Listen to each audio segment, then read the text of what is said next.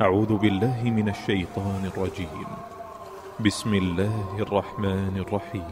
هل أتاك حديث الغاشية وجوه يومئذ خاشعة عاملة ناصبة تصلى نارا حامية تسقى من عين آنية ليس لهم طعام إلا من ضريع لا يسمن ولا يغني من جوع وجوه يومئذ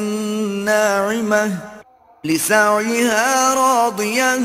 في جنة عالية لا تسمع فيها لاغية فيها عين جارية فيها سرر مرفوعة وأكواب موضوعة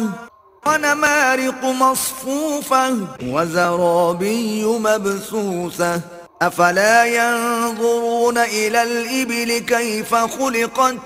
وإلى السماء كيف رفعت وإلى الجبال كيف نصبت وإلى الأرض كيف سطحت فذكر إنما أنت مذكر لست عليهم بمسيطر إلا من تولى وكفر فيعذبه الله العذاب الأكبر إن إلينا إيابهم